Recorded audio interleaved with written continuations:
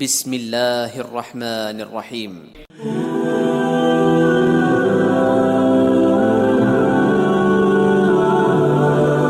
میں نے رسول اللہ صلی اللہ علیہ وسلم سے سنا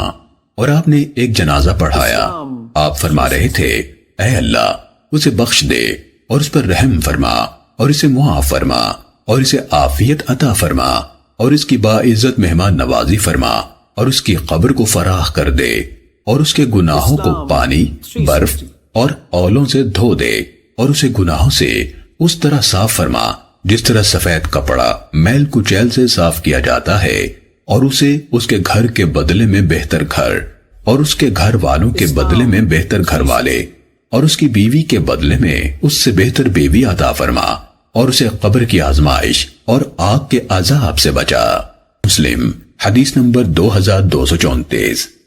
ابو امامہ بن سہل بن حنیف نے حضرت ابو ہریرہ رضی اللہ تعالیٰ عنہ سے روایت کی، انہوں نے کہا، میں نے رسول اللہ صلی اللہ علیہ وسلم کو یہ فرماتے ہوئے سنا ہے،